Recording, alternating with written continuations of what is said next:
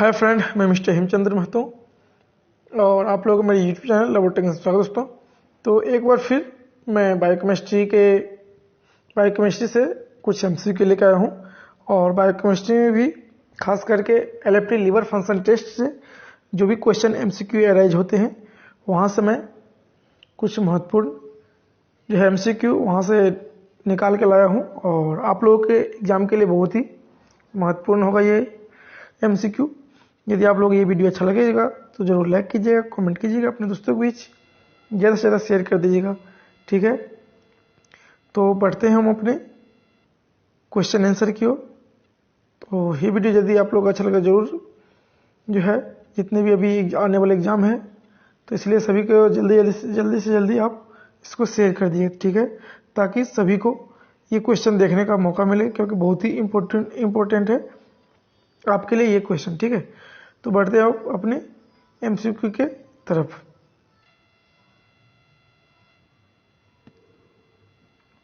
तो आज का पहला क्वेश्चन क्या है? आज का जो पहला क्वेश्चन दिया हुआ है इसमें कि the routinely performed liver function test. Routinely हम लोग कौन सा टेस्ट यूज करते हैं लीवर फंक्शन टेस्ट के लिए? लीवर का फंक्शन टेस्ट के लिए हम लोग कौन सा रूटीनली जो पैरामीटर है वो चेक करते हैं?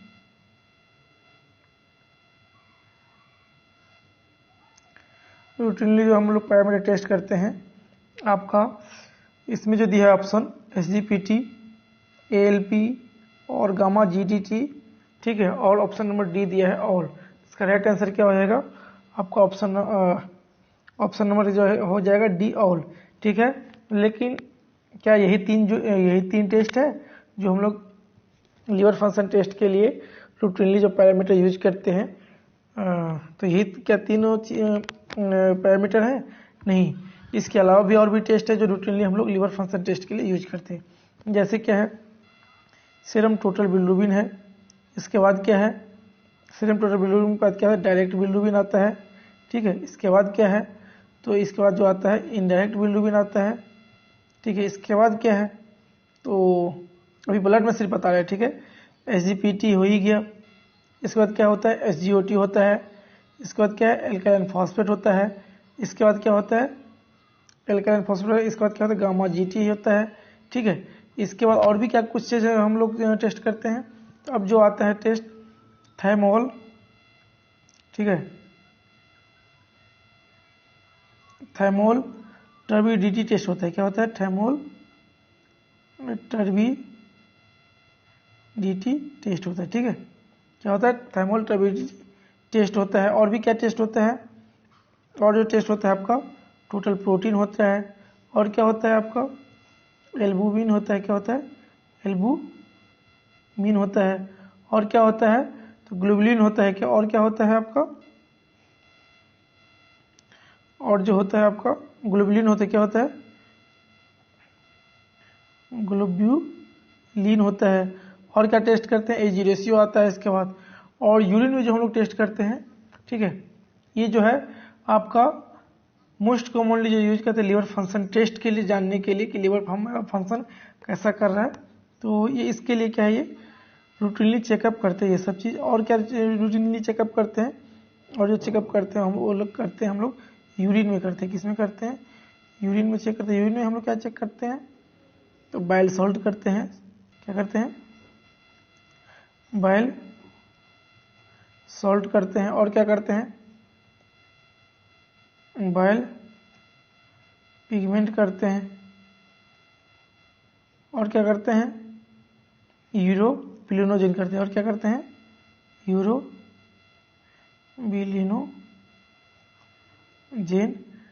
टेस्ट करते हैं। ये सब ये तीनों के तीनों किस में करते हैं हम लोग?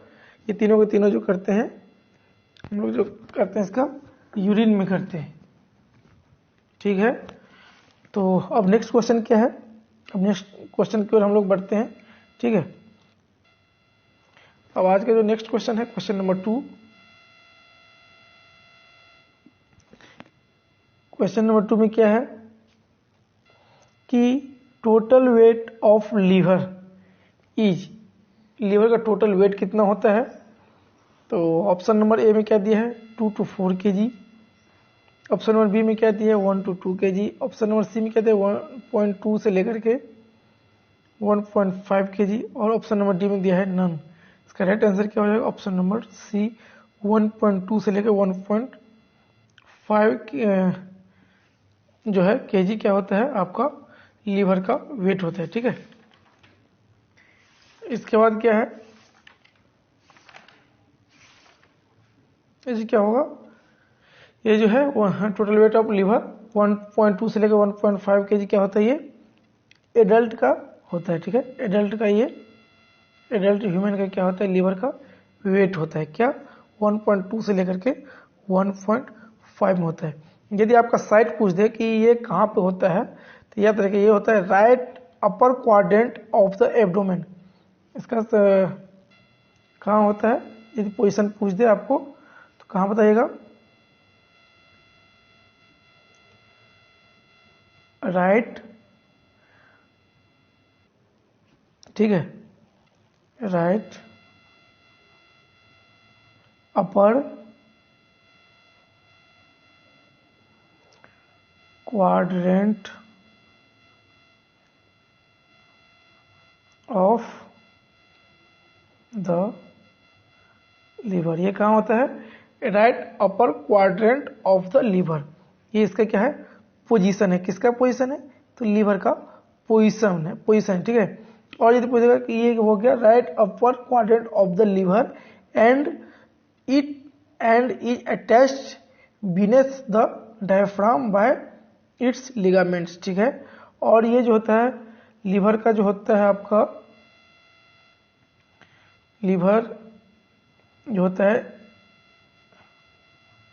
लीवर क्या होता है, डिवाइडेड इनटू 4 लोब्स में होता है। कितने लोब्स होता है लीवर का, लीवर जो होता है, लीवर का जो होता है 4 लोब्स होता है। ठीक है, कितने लोब्स होते हैं लीवर में, ये भी आपको क्वेश्चन बराबर आता ही रहता है एग्जाम में। ठीक है, ये पूछ देगा आपको कि लीवर का लीवर में जो होता है कितने लोब्स होते हैं, तो 4 लोब्स होते हैं। ठीक है, कितने लोब्स होते हैं, तो 4 लोब्स होते हैं। ठीक है, लेफ्ट में होता है और राइट में होता है। ठीक है, फिर इसमें के बाद ही पूछेगा कि राइट में कितने होते हैं, लेफ्ट में कितने होते हैं। ये तो फिर डिटेल्स क्या है, जब यदि किसी दिन टाइम मिलेगा तो मैं पूरा लीवर का चैप्टर लेके आप लोगों को बताऊंगा। ठीक है, ये पूछ सकते हैं। ठीक है, अब आते हैं हम लोग नेक्स्ट क्वेश्चन पे। क्वेश्चन नंबर क्या है आपका 3।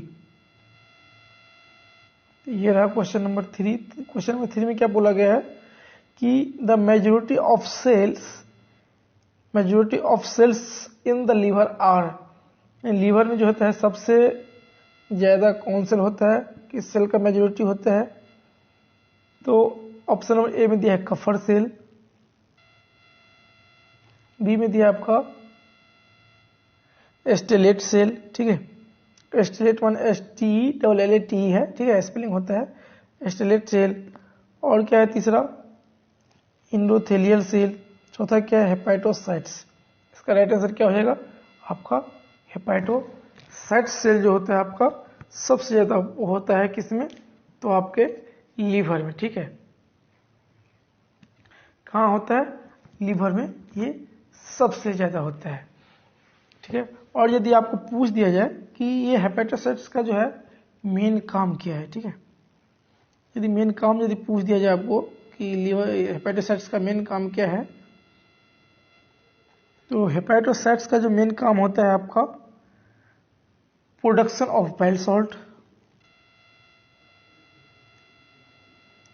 प्रोडक्शन ऑफ बाइल सॉल्ट होता है। क्या होता है, प्रोडक्शन ऑफ बाइल सॉल्ट। और क्या काम होता है, कोलेस्ट्रॉल का भी ये क्या करता है, ये क्या कहते हैं, कोलेस्ट्रॉल का भी क्या करता है, सिंथेसिस करता है, एब्जॉर्प्शन करता है, वो वहां पे रखता है। ठीक है, ये हो गया। दूसरा क्या है, ये आपको लेसिथिन का सिंथेसिस करता है, कैसे का, लेसिथिन सिंथेसिस करता है। और क्या करता है, कोआगुलेशन फैक्टर को सिंथेसिस करता है। और क्या काम है इसका, कोआगुलेशन फैक्टर को क्या करता है, सिंथेसिस करता है। और क्या करता है आपका कि एल्बुमिन सिंथेसिस करता है, क्या करता है,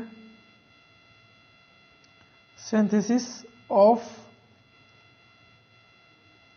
एल्बुमिन, ठीक है, ये क्या करता है, सिंथेसिस ऑफ एल्बुमिन सिंथेसिस करता है। कोआगुलेशन फैक्टर तो बता ही दिया आपका, कैरियर प्रोटीन को कैरी करता है, और क्या करता है, हार्मोनल एंड ग्रोथ फैक्टर भी क्या करता है, ये आपका प्रोड्यूस करता है। इसके बाद क्या, कोलेस्ट्रॉल तो बता ही दिया आपका, लेसिथिन बोल दिया, फॉस्फोलिपिड होता है और भी बहुत सारा है। मेटाबॉलिज्म ऑफ ग्लूकोज करता है, ये कहते हैं ग्लूकोज को पचाने का क्षमता रखता है, ठीक है, यही काम करता है। And metabolism of glucose, glycogen, cholesterol, fatty acid, amino acid, lipoprotein, drugs, इतने जितने भी सारे ये चीज़ें हैं सभी के सभी क्या करते हैं, ये मेटाबॉलिज्म करता है, ठीक है। एक इसका काम है, मेन काम हेपेटोसाइट्स का ये मेन काम है, ठीक है। और क्या काम करता है यदि पूछा जाए, ये क्या करता है, डिटॉक्सिफिकेशन का भी काम करता है। कौन करता है, तो हेपेटोसाइट्स ही सेल जो है यही काम करता है। किसके और क्या काम करता है, हेपेटोसाइट सेल डिटॉक्सिफिकेशन, ये काम क्या करता है, और डिटॉक्सिफिकेशन भी हेपेटोसाइट्स सेल करता है, ठीक है। और क्या करता है, जब कोई हमारे शरीर में इन्वेड करता है फॉरेन बॉडी, तब क्या करता है, ये एक्टिव करता है किसको, इन्नेट इम्यूनिटी को क्या करती है, एक्टिव करता है। किसको करता है एक्टिव, तो इन्नेट इम्यूनिटी को किसको करता है, इन्नेट इम्यूनिटी को क्या करती है, एक्टिव करता है, ठीक है, ये इसका काम है, ठीक है। जब इन्वेड करता है मैक्रो ऑर्गेनिज्म हमारे शरीर में, तो उस समय ये क्या करता है, इन्नेट एक्टिव इम्यूनिटी को ये क्या करता है, हेपेटोसाइट्स जो होता है क्या करते हैं, इसको एक्टिव करता है, ठीक है। अब आते हैं नेक्स्ट क्वेश्चन। नेक्स्ट क्वेश्चन क्या है,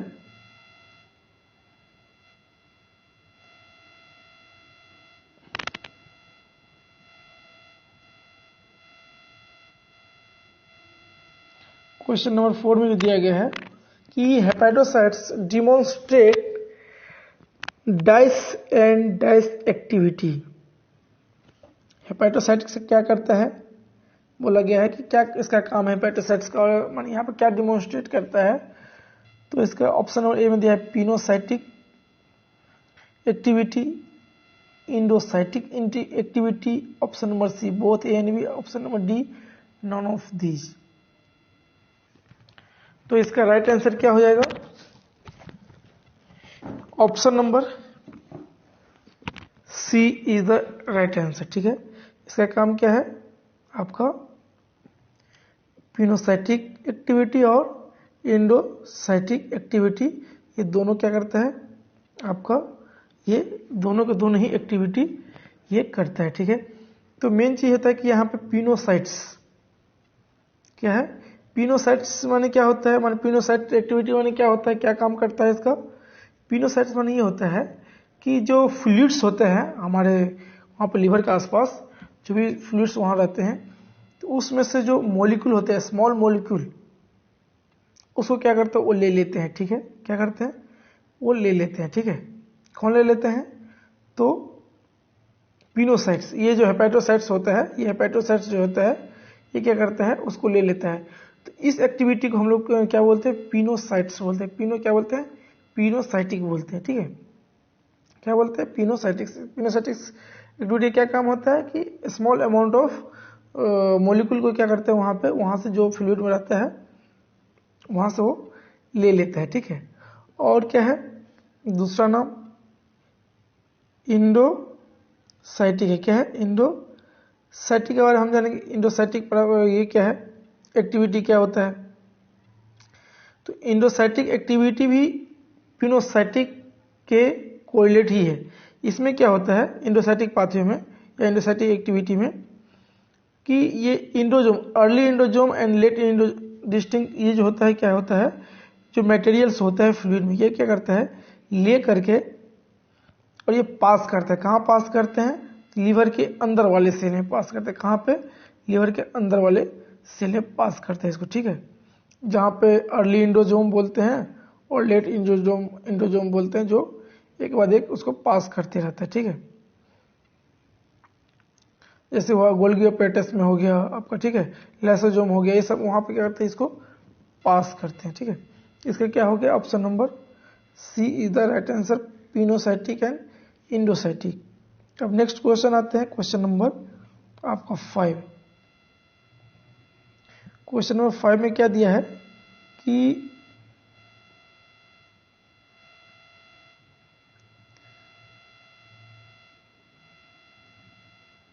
फंक्शन ऑफ लीवर, लीवर का फंक्शन क्या है।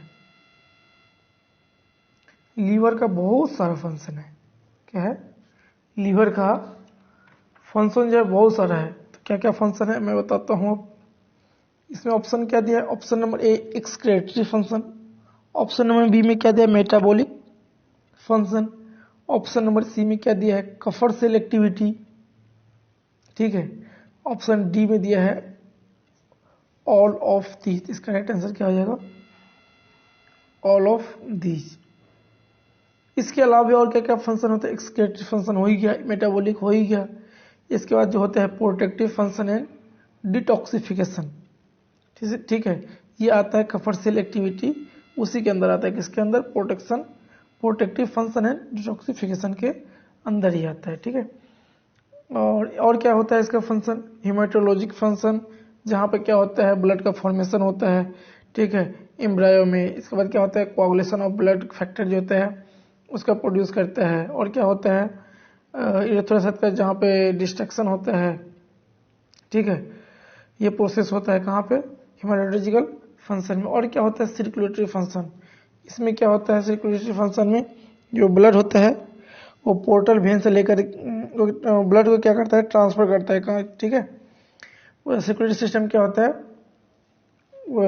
ब्लड को ट्रांसफर करता है कहाँ से कहाँ तक, तो पोर्टल टू सिस्टेमिक सर्कुलेशन करता है। और क्या होता है आपका सर्कुलेटरी सिस्टम में, ये क्या करता है रेटिकुलो एंडोथेलियल सिस्टम में जो होता है इम्यून मैकेनिज्म का काम करता है, ठीक है, जहाँ पे क्या होता है कफर सेल्स के अंदर, ठीक है, ये सारे के सारे हैं। और क्या, और भी क्या होता है ब्लड स्टोरेज करता है, ठीक है, ये सारे के सारे फंक्शन आपको लीवर में आते हैं। यदि पूछ दिया कि एक्सक्रेटरी सिस्टम माने फंक्शन में क्या क्या रोल होता है, इसमें क्या होता है जो वाइल फॉर्मेशन होता है और इसको क्या करता है एक्सक्रेट करता है, ठीक है, कहाँ पे, इनटू द इंटेस्टाइन में इसको एक्सक्रेट कर देता है। और क्या करता है, और भी बहुत सारे इसका फंक्शन है, ठीक है। और मेटाबॉलिक फंक्शन में क्या होता है जो कार्बोहाइड्रेट है जैसे कि शुगर, जैसे शुगर हो गया आपका, ठीक है, शुगर, कार्बन शुगर हो गया, प्रोटीन हो गया, फैट हो गया, ये सभी को क्या करता है वो ग्लाइकोजन में कन्वर्ट करके स्टोर कर लेता है। कहाँ पे स्टोर कर लेता है उसका, वो लीवर में क्या करता है वो स्टोर करके रख लेता है। किस फॉर्म में स्टोर करके रखता है, तो ग्लाइकोजन के फॉर्म में। किस किस को कन्वर्ट कर लेता है, जैसे कि शुगर हो गया, ठीक है, प्रोटीन हो गया, फैट हो गया, इस सभी को क्या करते हैं ग्लाइकोजन में कन्वर्ट करके और इसको स्टोर कर लेते हैं, ठीक है। अब आते हैं हम लोग नेक्स्ट क्वेश्चन पे। नेक्स्ट क्वेश्चन क्या है, क्वेश्चन नंबर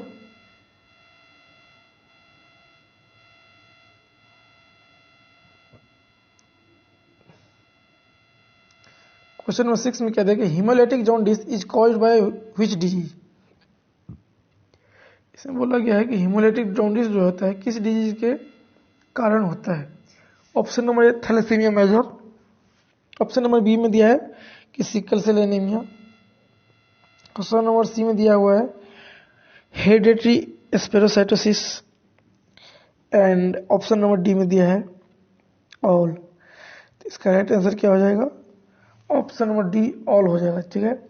इन सभी कंडीशन में, इस सभी डिजीजों में क्या होता है हिमोलैटिक जॉन्डिस ऑकर्स होता है, ठीक है। अब नेक्स्ट क्वेश्चन क्या है,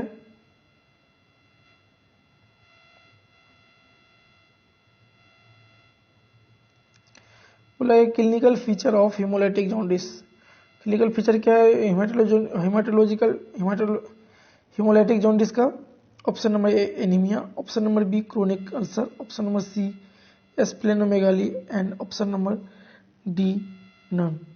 इसका राइट आंसर क्या हो जाएगा, ऑप्शन नंबर इसका ए, बी और सी, तीनों के तीनों क्या है क्लिनिकल फीचर है किसका, तो हिमोलाइटिक जॉन्डिस का।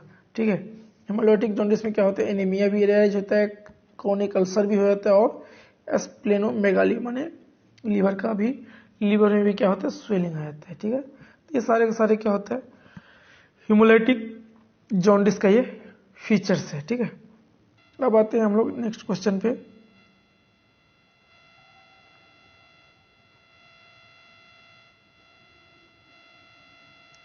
क्वेश्चन नंबर 8 क्या है कि laboratory observation of haemolytic anaemia. क्या बोला गया है कि laboratory observation of haemolytic anaemia, haemolytic anaemia में हम लोग क्या क्या लेबोरेटरी टेस्ट करते हैं ऑब्जर्वेशन करने के लिए। एक तो आपका उधर कुम टेस्ट हो जाता है, वो तो अलग है, ब्लड बैंक में चला जाता है। ठीक है, और भी क्या क्या टेस्ट हैं जो हम लोग हिमोलाइटिक जॉन्डिस के लिए, हिमोलाइटिक एनीमिया को डिटेक्शन करने के लिए, ऑब्जर्वेशन करने के लिए हम लोग करते हैं। क्या क्या करते हैं, टोटल बिलिरुबिन करते हैं। टोटल बिलिरुबिन क्या होता है, उसमें इंक्रीज होता है, किसमें, हिमोलाइटिक एनीमिया में। और क्या टेस्ट करते हैं, डायरेक्ट बिलिरुबिन करते हैं। जो क्या होता है हिमोलाइटिक एनीमिया में, डायरेक्ट बिलिरुबिन जो होता है नॉर्मल होता है। और क्या टेस्ट करते हैं, इनडायरेक्ट बिलिरुबिन करते हैं। जो क्या होता है हिमोलाइटिक एनीमिया में क्या होता है, ये इंक्रीज हो जाता है। इसलिए इसका ऑप्शन नंबर क्या हो जाएगा, D is the right answer, माने ये सभी के सभी आंसर हो जाएगा। ठीक है, इसके अलावा हम लोग क्या और टेस्ट करते हैं, तो इसके अलावा जो हम लोग करते हैं टेस्ट, वो करते हैं हम लोग यूरिन में। यूरिन में मोस्ट कॉमनली क्या देखा जाता है, जो उसका कलर होता है यूरिन का, वो नॉर्मल कलर ही होता है। ठीक है, और क्या होता है, यदि देखने में तो नॉर्मल कलर होता है, लेकिन इसको स्टैंडिंग यदि कर दिया जाए, उसको छोड़ दिया जाए कुछ देर तक, तो क्या होता है, वो डार्क होने लगता है। क्यों होने लगता है डार्क, क्योंकि वो तो रप्चर हो रहा है सेल, रप्चर होता है सेल, तो क्या होता है उसमें यूरोबिलिन जो होता है फॉर्म करता है इसके जगह से। ठीक है, यूरोबिलिनोजन ज्यादा होने के कारण क्या होता है, यूरिन इसको यूरोबिलिनोजेन रहने के कारण क्या होता है, इसका कलर जो होता है क्या होता है, डार्क होने लगता है। क्या होता है, कलर डार्क होने लगता है। ठीक है, और भी हम लोग क्या क्या टेस्ट कर सकते हैं इसका, यहाँ पे देख लेते हैं। ठीक है, और क्या क्या टेस्ट कर सकते हैं इसका, यूरिन में ही करते हैं। क्या करते हैं, बाइल सॉल्ट करते हैं। क्या करते हैं, बाइल सॉल्ट करते हैं। और क्या करते हैं, तो बाइल सॉल्ट क्या होता है, एब्सेंट होता है उसमें। और क्या होता है हिमोलाइटिक एनीमिया में, और क्या करते हैं, तो बाइल पिगमेंट करते हैं। क्या करते हैं, बाइल पिगमेंट करते हैं। और क्या, जो भी वो भी एब्सेंट होता है। और क्या करते हैं हम लोग,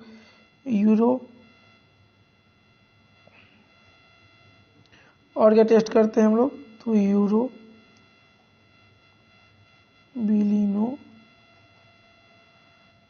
करते हैं। क्या करते हैं, यूरोबिलिनोजेन करते हैं, जो क्या होता है वेरी हाई अमाउंट में प्रेजेंट होता है। किसमें, हिमोलाइटिक एनीमिया में क्या होता है, वेरी हाई अमाउंट में क्या होता है आपका यूरोबिलिनोजेन प्रेजेंट होता है। ठीक है, ये होता है। और स्टूल में क्या चेंजेज आता है। ठीक है, अब स्टूल की बात करते हैं। इसी में हिमोलाइटिक एनीमिया का जो पेशेंट होता है उसमें स्टूल में क्या देखा जाता है, स्टूल जो होता है डार्क कलर का होता है। किसके कारण, तो वही यूरोबिलिनोजेन के कारण क्या होता है, स्टूल जो होता है ज़्यादा डार्क हो जाता है। क्या होता है, स्टूल जो होता है डार्क हो जाता है। ठीक है, इसके बाद क्या होता है, हीमोग्लोबिन जो होता है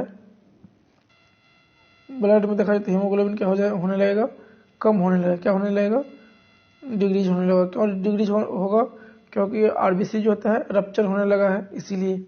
और क्या होगा, रेटिक्यूलोसाइट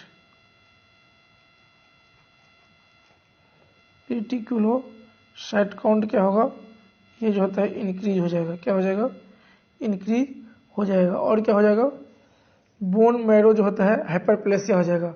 ठीक है, बोन मैरो जो होता है हाइपरप्लेसिया शो करेगा। ठीक है, तो ये सारे के सारे क्या होता है टेस्ट हम लोग करके चेक करते हैं हिमोलाइटिक जॉन्डिस में। ठीक है, किसमें करते हैं, हिमोलाइटिक जॉन्डिस में।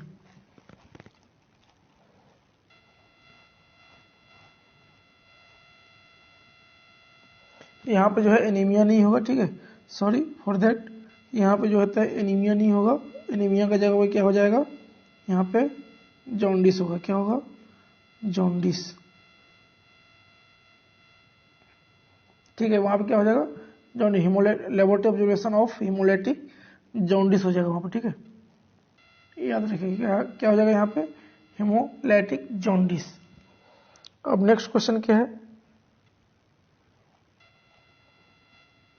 क्वेश्चन नंबर 9,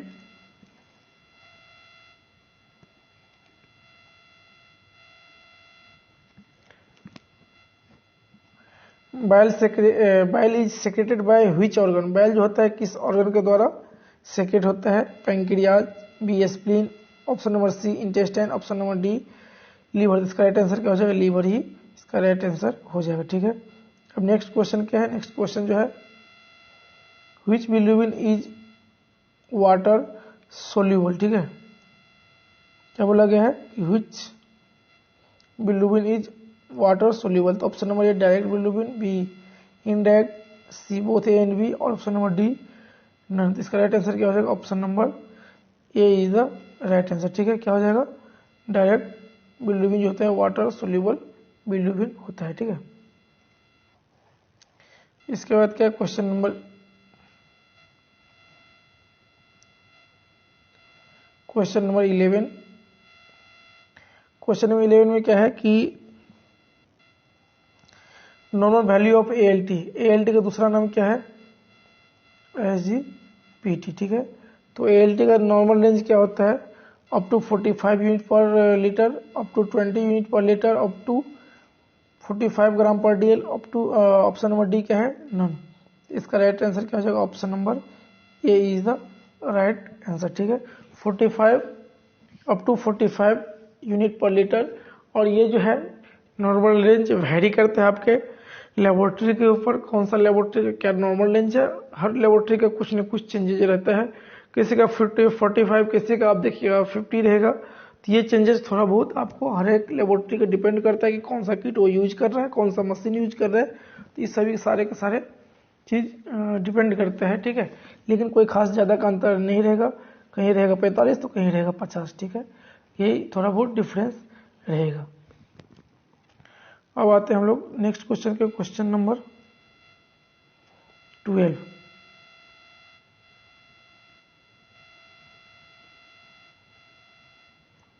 क्वेश्चन नंबर 12 में क्या है कि bile is essential for adequate reabsorption of dice, fat जो है किस, बाइल जो है किसके लिए हम लोग के लिए बहुत ज़्यादा जरूरी है, किसको रीअब्जॉर्प्शन करने के लिए, option number a fat, option number b protein, option number c vitamin k, and option number d a और सी। इसका राइट आंसर क्या हो जाएगा, option number d is the right answer. किसके लिए जरूरी है, तो फैट का रीअब्जॉर्प्शन करने के लिए और विटामिन के का रीअब्जॉर्प्शन करने के लिए क्या होता है, आपका बाइल जो है बहुत ही जरूरी है, ठीक है।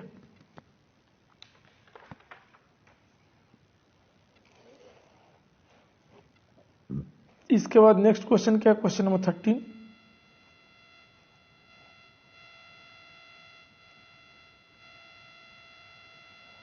क्वेश्चन नंबर 13 में क्या दिया हुआ है कि jaundice is the yellow coloration of sclera and other body part due to the accumulation of, बोला गया है कि जॉन्डिस जो होता है,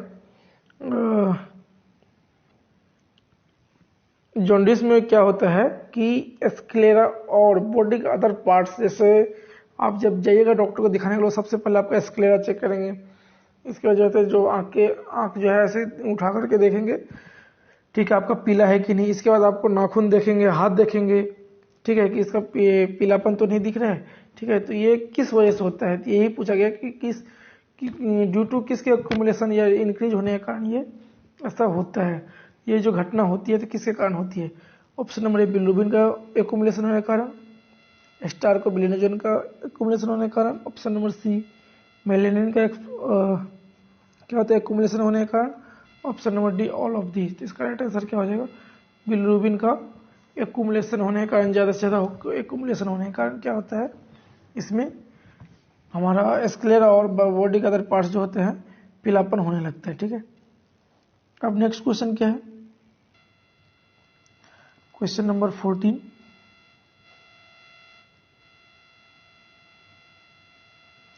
क्वेश्चन नंबर 14 में बोला गया है कि bilirubin is produce by the destruction of dash.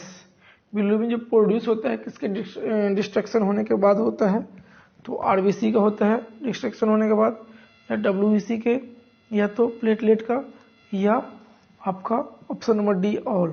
इसका राइट आंसर क्या हो जाएगा, आरबीसी के डिस्ट्रक्शन होने के कारण क्या होता है, आपका बिलिरुबिन जो होता है प्रोड्यूस होता है। ठीक है, तो हम ज़्यादा डिटेल्स के अंदर नहीं जाएंगे क्योंकि वीडियो बहुत लंबा हो रहा है।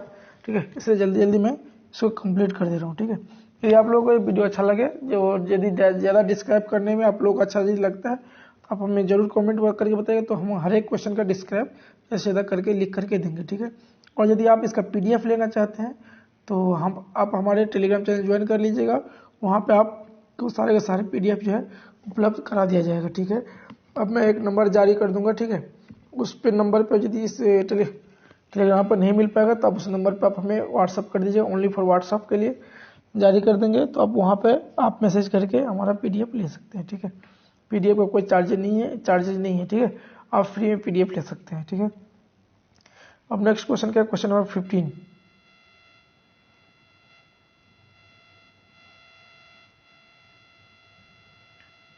क्वेश्चन नंबर 15 में क्या दिया गया कि Which of the following test used to confirm the obstructive jaundice? Obstructive jaundice को कंफर्म करने के लिए हम लोग कौन सा टेस्ट करते हैं, इसे पता चलता है alkaline phosphate, genetic test, urea test, ELISA test. तो इसके लिए हम लोग कौन सा टेस्ट करते हैं, तो एल्कलाइन फॉस्फेटेज जो टेस्ट होता है, इससे यदि एलिवेटेड होता है तो इससे हमको ये पता चल जाता है कि ये ऑब्स्ट्रक्टिव जॉन्डिस है। ठीक है, क्या है, ऑब्स्ट्रक्टिव जॉन्डिस ये है। ठीक है, तो इसमें और क्या है, रिया का फुल फॉर्म क्या होता है, तो आपको इससे पहले वाले वीडियो में बताए थे, जो क्लास था MCQ था उसमें, कि रिया क्या है, रेडियो इम्यूनो एसी है। क्या है, रेडियो इम्यूनो एसी। ठीक है, इसके बाद क्या है, इलाजा का क्या है, full form enzyme linked immunosorbent. इसे क्या है, ये इसका एंजाइम लिंक्ड इम्यूनो सोर्बेंट ऐसे ये किसका है, इलाजा का फुल फॉर्म है। अब नेक्स्ट चलते हैं नेक्स्ट क्वेश्चन पे। नेक्स्ट क्वेश्चन में क्या दिया है कि normal range of ALP, alkaline phosphatase का जो है नॉर्मल रेंज क्या होता है, option number less than 190 unit per litre, greater than 190 unit per litre, less than 129 unit per litre, और greater than 120 unit per litre. इसका राइट आंसर क्या हो जाएगा, option number C is the right answer, 129 unit per litre. और इसमें भी क्या होता है, अलग अलग यूनिट में अलग अलग क्या होता है, नॉर्मल रेंज होता है। ठीक है, और अलग अलग लैब में इसका भी थोड़ा बहुत आपका आगे पीछे नॉर्मल रेंज देखने को मिलेगा। ठीक है, तो इससे आप ये मत देखिएगा कि इसमें इतना है और वहाँ पे इतना है, तो ये डिपेंड करता है आपका लैब के ऊपर भी डिपेंड करता है कि यहाँ पे कितना दिया हुआ है। ठीक है, तो इसके लिए कंफ्यूज आप लोग मत होइएगा, एग्जाम में आएगा तो आप देख लीजिएगा किसका नज़दीक है। ठीक है, कहीं कहीं आपको नॉर्मल रेंज आपको 44 से लेके 147 भी मिलेगा, कहीं कहीं 20 से लेकर के 140 भी दिया रहता है। ठीक है, यूनिट पर DL। ठीक है, इसी का यदि आपको दूसरा यूनिट पूछ दिया जाएगा तो यहाँ पे क्या हो जाएगा, 0.73 से लेकर के 2.45 म्यू KAT पर लीटर होता है इसका नॉर्मल रेंज। ठीक है, इसीलिए इसका क्या होता है, अलग अलग जगह पे अलग अलग तरह के यूनिट से होते हैं। ठीक है, तो ये आप ये ध्यान रखिएगा, कहीं कि आपको 44 से लेकर 147 यूनिट पर लीटर भी दिया रहता है। ठीक है, तो ये हमेशा याद रखिएगा, ठीक है। कहीं कहीं 20 से लेकर 140 ये तो मैंने बता ही दिया, ठीक है। अब चलते हैं अपने नेक्स्ट क्वेश्चन की ओर, क्वेश्चन नंबर 17।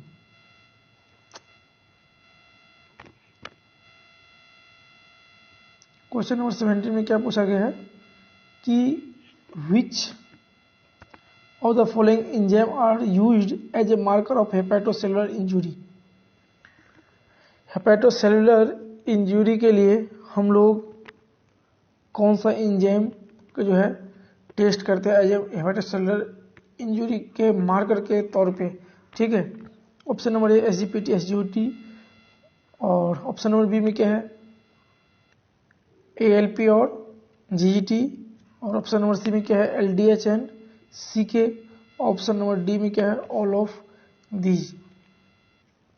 तो इसका राइट आंसर क्या हो जाएगा, option number A is the right answer. क्या हो जाएगा, option number A is the right answer. इसमें क्या है कि हेपेटोसेलुलर इंजरी के मार्कर टेस्ट के रूप में हम लोग क्या करते हैं, SGPT का दूसरा नाम क्या है ALT, और SGOT का नाम क्या है दूसरा AST, ठीक है। तो इसका तो हम लोग क्या करते हैं टेस्ट करते हैं, ठीक है। इसके बाद क्या है ALP, दूसरा नाम क्या है ALP का टेस्ट हम लोग किस लिए करते हैं, तो अभी आपको मैंने बताया कुछ देर पहले, ऑब्स्ट्रक्टिव जॉन्डिस में क्या होता है ये इंक्रीज होता है, क्या होता है इसका वैल्यू इंक्रीज होता है। GET क्या है, GET जो होता है एल्कोहलिक पेशेंट, जो क्रोनिक एल्कोहलिक पेशेंट होते हैं उसमें ये GET जो होता है आपका इंक्रीज होता है, ठीक है।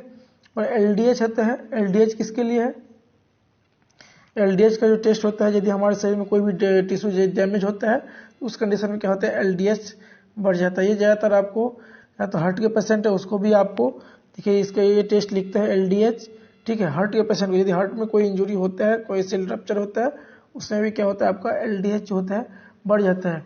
ऐसे आपको ब्लड में muscles, brain, kidney and pancreas कहीं भी हो, ये क्या है LDH आपका इंक्रीज है। CK क्या है, CK आपका हार्ट का इंजरी होता है उसमें आपको ये CK टेस्ट क्या होता है, CK का फुल फॉर्म क्या होता है आपका, CK का टेस्ट होता है क्रिएटिनिन काइनेज होता है। क्या होता है, क्रिएटिनिन काइनेज होता है, ठीक है। इसका टेस्ट भी किस लिए करते हैं, हार्ट का जो इंजरी होता है उसमें हम लोग क्या करते हैं CK जो होता है टेस्ट हम लोग करते हैं, ठीक है। इसके बाद नेक्स्ट क्वेश्चन में हम लोग चलते हैं, ठीक है। Question number 18।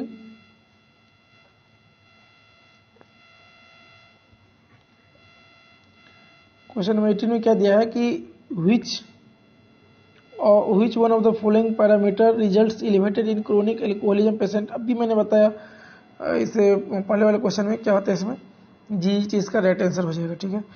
नेक्स्ट क्वेश्चन क्या है, क्वेश्चन नंबर 19 में क्या दिया है कि which of the following test are use to detect bile pigment in urine.